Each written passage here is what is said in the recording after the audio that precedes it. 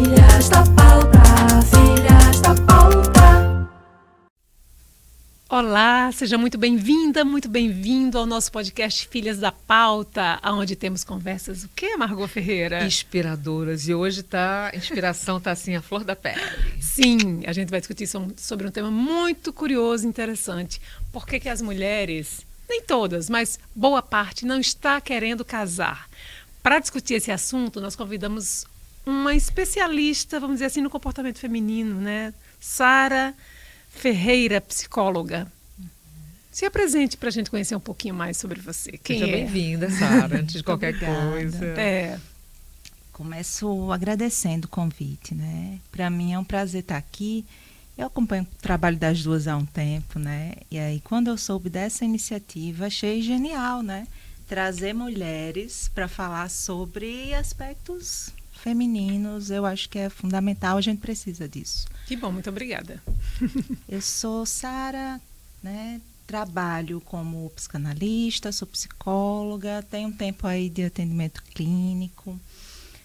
Esses temas, né, relativos às mudanças socioculturais e como que isso influencia, reverbera nas relações pessoais, na subjetividade, interessa muito. Pois é, realmente as mulheres não estão mais querendo casar. O que você sente na sua clínica? Que eu sinto, né?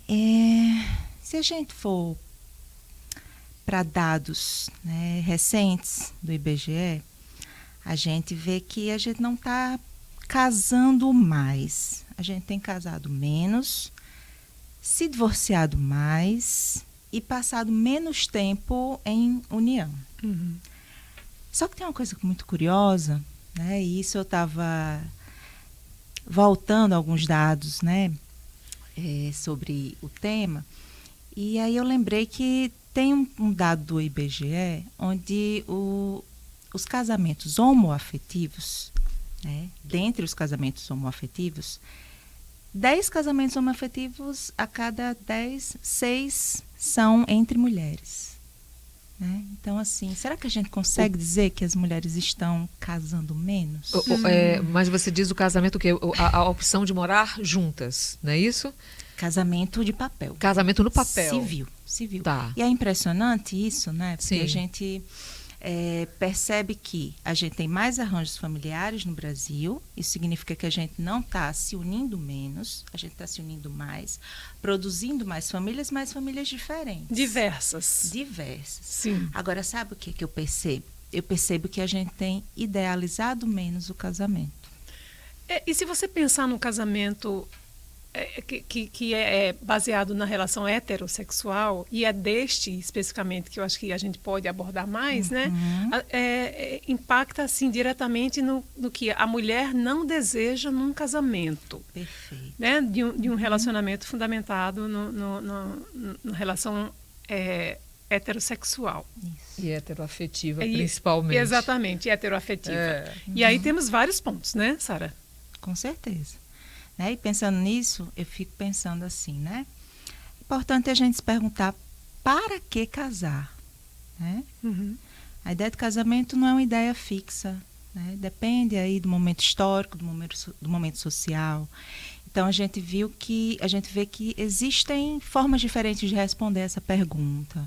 O casamento ele começa com essa ideia de propriedade privada, né? Então a mulher casava não por escolha, casava porque era uma propriedade do marido, assim como as terras, os filhos, né, animais. Era uma negociação, né? Isso. Mas introjetaram na cabeça da mulher, no emocional daquela mulher, de que em ela não se casando, ela era uma rejeitada. Ela era uma fracassada na vida se não casasse. Isso né? Vem com a modernidade, né? Na modernidade, a gente tem essa ideia do indivíduo e aí a gente vem com o amor romântico. Sim. Nessa criação é que a gente tem o quê? Casamento como um status social, uma posição na sociedade, né? Uhum. Então, isso vai mudar bastante a relação da mulher com o casamento, né? Algum tempo depois, já na contemporaneidade, é que a gente vai ter mudanças sociais muito importantes, né? Como, por exemplo, essa entrada no trabalho, a dissociação entre sexo e reprodução, né? Com a pílula contraceptiva. E aí a gente vai vendo que isso vai tornando o casamento uma possibilidade dentre outras. Sim, O quer que dizer, é muito bom. deixou de ser uma única alternativa na nossa vida. Um destino, né? A gente produzia, com essa ideia do amor romântico, o casamento como um destino. E aí isso é problemático, né? Porque se não fosse alcançado, era tido como um fracasso. Um fracasso, ou a mulher ia ser destinada mesmo assim para outras posições de cuidado, né? Não vai cuidar de um marido e de filhos, vai cuidar dos pais, né? Vai cuidar de outras pessoas da família. Então, Sempre a isso cuidadora, limita né? muito. Isso. E tem um limita muito. ponto também que impacta diretamente na vida da mulher ao se casar, né? Neste tipo de casamento que a gente está falando. E tem um dado aqui do IBGE. 75% das mulheres casadas realizam o trabalho doméstico. É uma carga pesadíssima. Se a gente pensar que a gente tem demandas também profissionais, também tem o trabalho doméstico, que impacta na vida da mulher. A gente só fez acumular função, né? Que, A na verdade, é que essa. traz, que vem com o casamento, né? Ela, quer dizer, ela cuida de todo mundo ali na família, né? Isso. Não somente uma carga, mas uma sobrecarga. Uma sobrecarga. Né? Isso. Que significa que há questões estruturais aí que a gente ainda não mudou, né? Embora tenha alguns avanços. Se a gente sai, né, do casamento como destino único e passa a casamento como uma possibilidade, né? A gente tem avanços importantes. E a gente também pode refletir aqui sobre os modelos de casamento, né? Porque de relacionamento, né? Que você quer estabelecer com outra pessoa. Né? Não necessariamente você precisa casar de papel passado para ter uma relação estável. Não falo nem do ponto de vista legal, mas do ponto de vista afetivo mesmo, né? Isso. As parcerias são inúmeras, né? A gente aqui por muito tempo não reconheceu essas parcerias como uma escolha, como uma realidade, né? Mas a quantidade de pessoas no mundo é a quantidade possível de parcerias, né? E é interessante que a gente olhe para isso, né? Até porque a gente consegue fazer escolhas, né? Perceber o relacionamento não como aquilo que vai trazer garantia de felicidade, mas como uma escolha. Assim como a gente faz outras escolhas em outros âmbitos da nossa Até porque vida. morar junto, nem papel passado é garantia de parceria, né? Claro. Né? Nunca foi. Nunca foi, né? Não é garantia de parceria, não é garantia de felicidade, Não. né? A gente continua, né, tendo que lidar com a solidão, que é uma condição, né, da vida humana. Filhos também não é garantia de felicidade. Muitas vezes é o contrário, né? Muitas vezes é um tiro no pé, essa coisa de vamos ter um filho para salvar o nosso casamento. Isso era muito pensado há 2 décadas Cara, atrás. eu acho que hoje em dia também. Ainda? Não tenho dúvida. Pelo amor de Não Deus. tenho dúvida. Agora, a gente está falando aí dessa ideia do casamento ideal. E aí você tocou no ponto do amor romântico. Né? Na idealização do amor romântico, que é reforçada por Hollywood, pelas novelas. Né? Então, como é que acaba uma novela? Com um casamento. casamento. Como é que acaba um filme, uma comédia romântica? Com um casamento. Ou começa com casamento. Enfim, ele tá ali no imaginário, né? Reforçado ali. Então fica no desejo construído por essa indústria, né? Vamos dizer assim. Reforçado por essa indústria. As fábulas, né? As princesas da Disney. Também, né? A com Branca casamento. de Neve, a Bela Adormecida. Enfim, todo mundo tem que terminar no altar, né? Isso. A gente cresce com isso, né? E num altar. No altar. Sempre vestida de a branco. igreja ali também envolvida, né? Nesse Tem controle isso também. social. Isso. Seria isso? E o depois disso ninguém mostra, né? Né? Isso é interessante porque ajuda a ver o casamento como uma idealização, que é o que a gente não quer.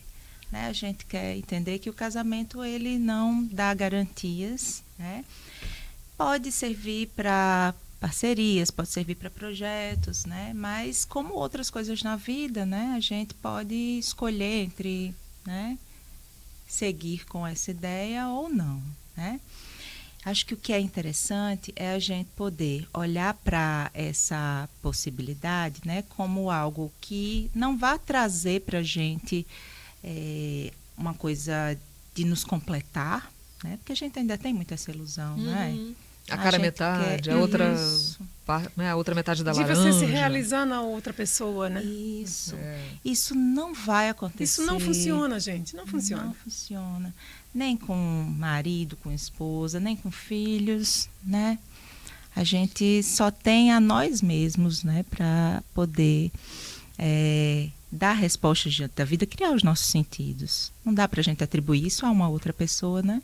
Nem é justo com a outra pessoa Nem também, é né? justo com a outra pessoa, perfeito. Deixa eu trazer para essa conversa, Sara, o depoimento de uma mulher que tem aí a experiência para dividir conosco, de casamento e de não casamento. Então, Irina Vanderlei, empresária, vem aqui trazer a experiência dela para a gente ouvir. Vamos ouvir.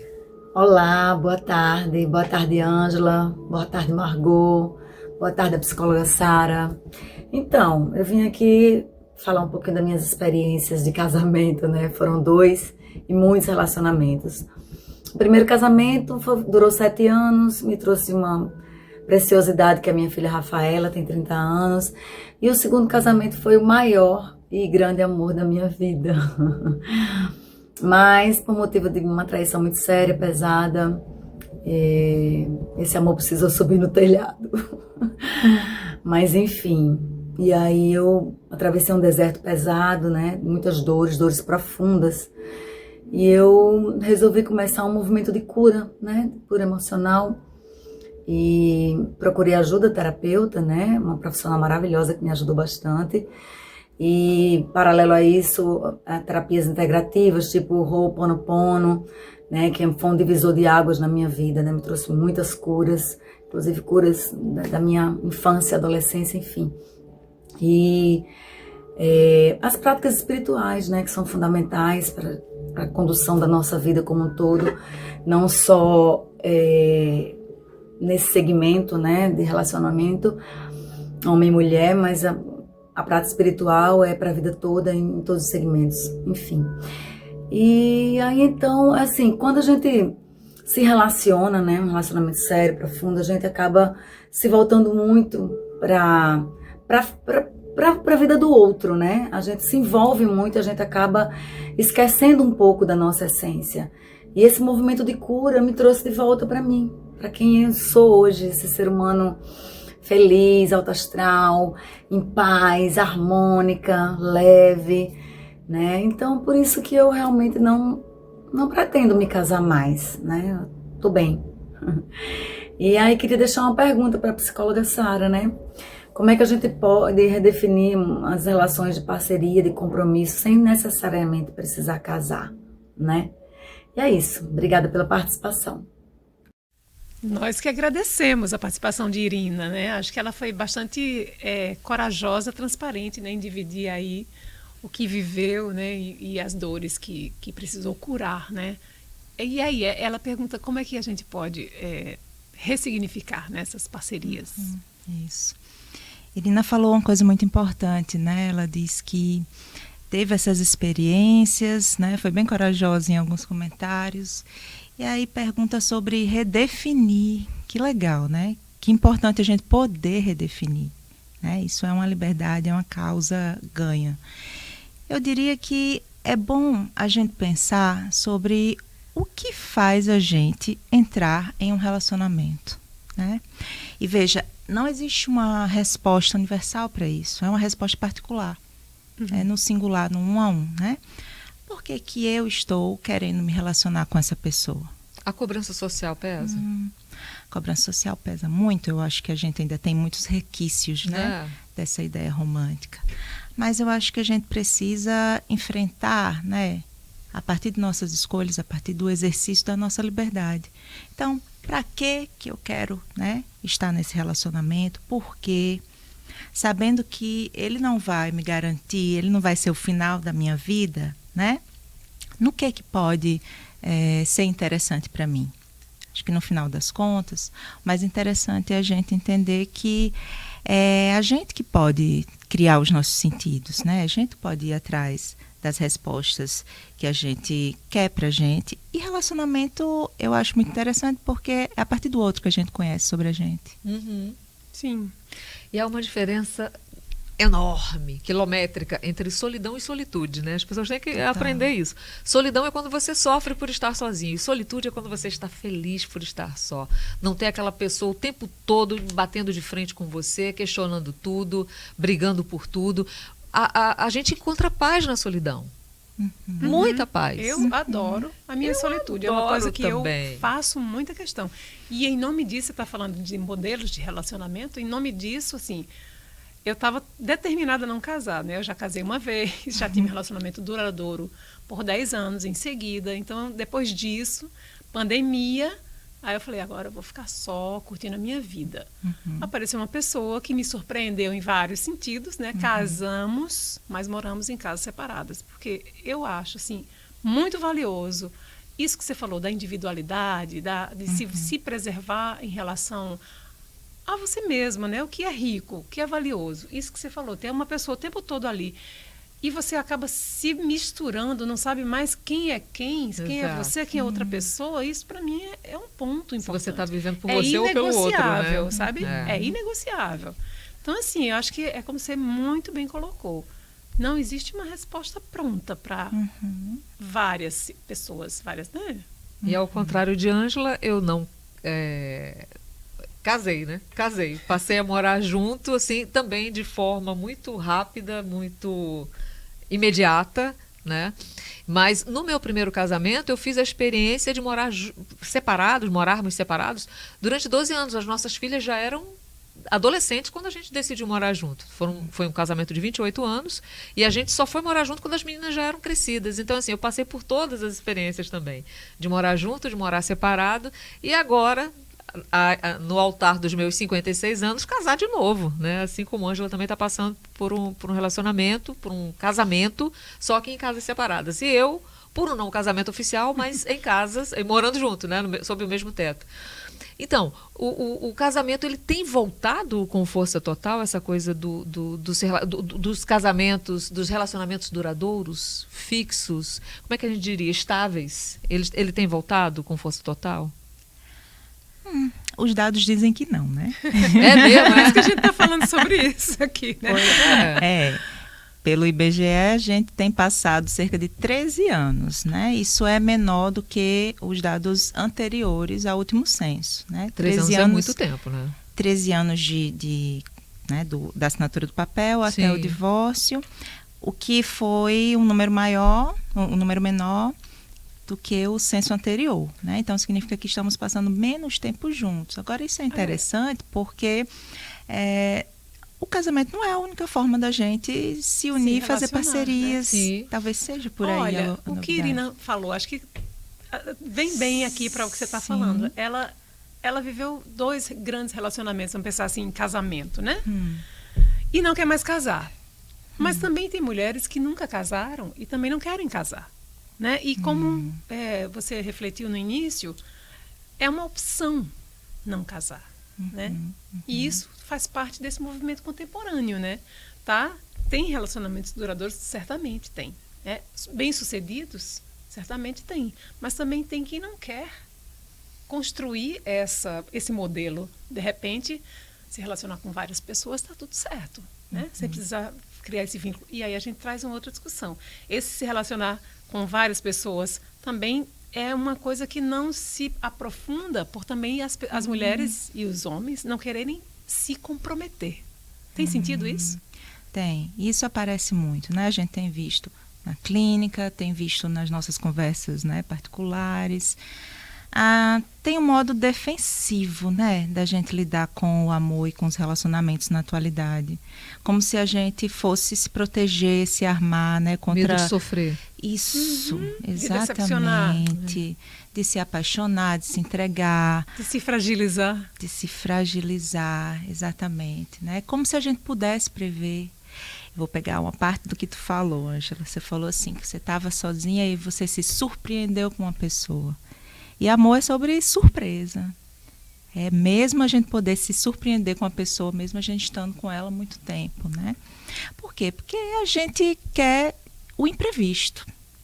A vida é sobre imprevisto, né? Quando a gente já sabe o que vai acontecer, Que isso graça aí é tem, a né? morte do amor, sabe? Uhum. Né? Então, é importante que a gente esteja querendo, tenha coragem, né, de lidar com o imprevisto.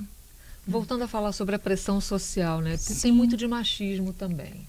Só Bastante, né? A solteirice para o homem, ela é uma dádiva e é super bem aceita pela sociedade. Agora, a solteirice feminina, ela não é aceita nem pelas próprias mulheres. E eu vou repetir uma coisa que eu falei no episódio anterior, em algum dos episódios anteriores do Filhas da Pauta. Quando eu estava solteira, as minhas amigas, a gente tem uma confraria, né, de amigas. A pressão para que depois do casamento eu arrumasse logo o namorado era muito grande, que eu cheguei a mentir. Você não tá com ninguém. Teve uma hora que a pressão foi tão grande, no terceiro encontro já todo mundo perguntando se eu estava, mas não tem ninguém. Eu falei, tenho sim. Mas é de onde? Mora longe. Tinha vários, De vez em tinha- quando, de vez em quando ele aparece por aqui. Mentira. Eu tive que inventar essa história porque a pressão até entre as minhas amigas existia para que eu assim só atingisse a completude se eu tivesse com alguém. E a gente sabe que não é assim. A solitude traz a ideia de que você sozinha você é tudo, você é completa também, né? Mas isso é um grande aprendizado, hein, Margot? É. É um grande aprendizado. Você pensar, Sim. né? Você viveu um casamento longevo e depois você se viu usufruindo dessa solitude. E eu também, assim, é isso que você falou, né? A gente se descobrir indivíduo, né? Eu acho que é um ponto importante para poder olhar para outra pessoa de uma forma que você possa entender, que eu acho que é esse momento que nós estamos agora, que é possível se relacionar respeitando sua individualidade. Sim. Mesmo junto, mesmo separado. Uhum. Não é? Isso. E para nós mulheres, né, o mundo ainda fica muito mais estreito do que para os homens, né? Por isso a gente sente isso, que o homem ele pode optar por não casar, isso às vezes é até status, né? Sim. O solteirão, né? Ele é charmosíssimo, Ele é né? desejado. Ele é desejado, ele pega todas, né? Agora a mulher que pega todos é a vulgar, né? Ou todes, né? Porque Ou todas, exato. Ou ela é vulgar ou ela não foi eleita por alguém para estar num relacionamento estável. e tem um movimento aí machista que condena justamente essa mulher livre, essa mulher que escolhe, essa mulher que não quer, que diz não, né? Assim, como um ser não quisto, não bem visto, né? Na sociedade, né? Uhum, isso. E aí vocês estavam falando sobre solidão e solitude, né? É importante a gente pautar isso, porque o que acontece, né? Os relacionamentos eles têm mostrado que o homem consegue viver uma individualidade. Mesmo no casamento ele consegue, né? Não é um problema para pautar. ele. Não é um problema para ele, né? E para a mulher, né? Devido a esse estreitamento de mundo, né? Que a gente produziu socialmente, a gente acha que tem alguma coisa de errado se o cara está lá isolado, né? E a gente não pode se isolar, não tem as nossas preferências, né? Então, talvez pautar socialmente, né? É um lugar de cuidado para todo mundo, né? Porque, veja, a mulher se estreita nisso porque é colocado para a mulher esse lugar de cuidado. Cuidar do homem, cuidar dos filhos, cuidar dos pais dela, cuidar dos pais do homem, né? E o cuidar de si? Nunca é pautado para a mulher. E o cuidar de si tem tudo a ver com solitude. Sim. Só tem. Bendita pandemia. Que Deus me livre de falar um absurdo desse. Mas foi na pandemia que eu passei a cuidar de mim. Né? No momento de isolamento social, de solitude, solteirice total, foi que eu passei a cuidar de mim. Pela primeira vez na vida, o isolamento social me trouxe esse bem que foi me olhar no espelho e me enxergar. Não, já que eu não posso mudar o mundo, eu vou mudar o meu mundo aqui dentro. Então eu me trancava no meu apartamento e comecei a malhar, mudei minha alimentação, comecei a ler mais, sabe? É impressionante como a É solitude uma faz bem. felicidade, né? É uma felicidade. Eu nunca fui tão feliz na vida. Nunca fui tão feliz. Eu posso dizer assim, abertamente e sem nenhuma culpa. Foi o meu momento mais feliz, foi o momento que eu estive mais só. E me ocorre também uma coisa agora, mudando de assunto, eu tive a oportunidade de ouvir duas moças muito jovens, na faixa dos seus 20 e poucos anos, esperando o namorado fazer o pedido. Era a primeira experiência de relacionamento, já estavam idealizando o pedido, já pensando, sabe o quê? Na repercussão nas redes sociais. Sim. Tem isso também, né, nessa geração E nova. aí, Isso. como é que você analisa esse comportamento? Que a gente não viveu, né? Ainda bem. Não. Uma performance, né? A gente tem que mostrar, né, que a gente está bem, que a gente é feliz, né? O outro precisa olhar para isso e desejar, né? Isso. Interessante porque algumas pessoas têm falado que o Instagram ele tem atraído menos as pessoas, né? O Instagram tem sido essa rede social que mais evoca na gente essa performance, né? Então tem que ter foto bonita, tem que ter o vlog, tem que ter a viagem, enfim. E as pessoas estão ficando um pouco cansadas disso. Será que não tem a ver com esse, né, com esse emular a felicidade o tempo inteiro? Ou a gente está olhando e achar que alguma coisa está acontecendo de errado, que eu não estou fazendo aquela viagem, eu não estou sendo pedida. Exatamente. E aí vem a questão da escolha, né? Porque a gente não aprende, nós mulheres não aprendemos a ter várias escolhas e poder escolher por nós, enquanto a gente quer também ser um objeto de escolha do outro. Então, o ser pedida, olha que modelo patriarcal. Total, É ser total. pedida pelo namorado. Ela não Meu poderia Deus. pedir? Quer casar comigo? Tão simples. Quer dizer, tem que esperar esse momento e pensar também na performance. Né? Fazer um vídeo, fazer uma foto, mostrar aquele momento que é íntimo, mas que não é íntimo. Não é mais. O íntimo está muito público, né? Total. Essa sociedade, ela está caminhando para que lado, hein? Sabe? Mas o formato analógico já era. A festa de casamento nada mais é do que isso. Aquelas pessoas, aqueles convidados ali são testemunhas daquele momento. Mas né? é diferente você pensar que o pedido era íntimo para a família. Sim, o pedido. Eu estou falando desse momento, Sim, né? sim. Porque se faz uma cena, vai para as dunas, aí tem que ter um filmmaker, aí o cara ajoelhadinho ali, pegando o pôr do sol, é tudo muito... Instagramável. Eu ia dizer cinematográfico, mas é instagramável. É mais instagramável. Tá mais pra É o que ser. importa hoje, é ser instagramável. Então, pois é. Então, assim, é um reflexo também dessa sociedade muito pautada pela rede social. Né? E geracional também, né? Sim, sim. E veja, o ser escolhida, ser pedida, nos coloca em lugar de objeto. Sim. Objeto perante o outro, né? E não de quem está escolhendo, não de sujeito. E não ser escolhida é um demérito, né? Nossa.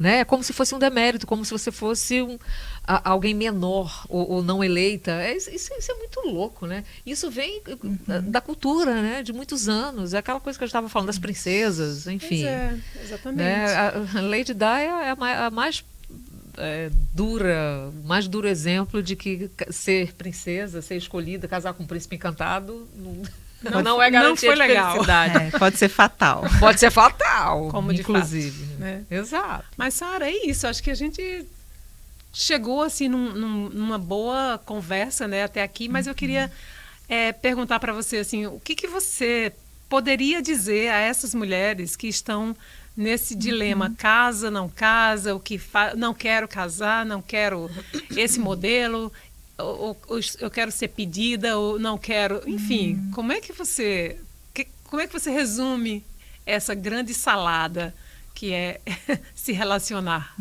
ou não? Sim. Eu diria que é importante, né? Mais do que saber se a gente vai casar ou não, né? Porque essa é uma escolha particular. É a gente se perguntar, fazer melhores questões, né? O que eu espero desse relacionamento? Né? O que eu espero de um casamento? É importante a gente olhar para as relações como essa possibilidade da gente aprender mais sobre a gente, mas sabendo que isso não é uma garantia de felicidade. Né? O que pode, de fato, né, trazer alguma felicidade para a gente sentido, isso é uma resposta que cada uma faz sozinha, né, por si, né, e não atribuindo isso ao outro. Acho que é melhorar nossas questões, né, no sentido de que o que eu quero para mim e no que esse casamento, essa relação pode contribuir nisso. Aí talvez a gente faça questões, né, mais interessantes, mais produtivas e mais feministas também. Com certeza. Perfeito. É isso. Maravilha, Sara. Sara, e quem quiser lhe encontrar nas redes sociais, como é que faz? Certo. Meu Instagram é Sara, com H, Ruth Ferreira. Perfeito. Por lá. Muito obrigada pela sua presença, pelas Foi maravilhoso. suas reflexões, foram muito importantes, né? E equilibradas. Eu acho que a gente chegou aí num lugar em que a gente entende que há todas as possibilidades. Você pode escolher. Isso é tão bom. Isso. Isso é muito bom. Inclusive a solitude, né? Vamos falar sobre... Para encerrar, vamos falar sobre ela, né? Na nossa frase de efeito. Você quer ler? Você já está com essa frase aí? Eu trouxe mais uma, mas vai na sua, vai na Pronto, sua. então vamos lá. Valorizando a solitude, até para fazer essas reflexões, né? Que a gente colocou aqui, eu vou trazer a canção Pra Ninguém, um trecho dessa letra, né? De Dinho Ouro Preto, que fala o seguinte: ninguém para ligar e dizer onde estou, ninguém para ir comigo onde eu vou.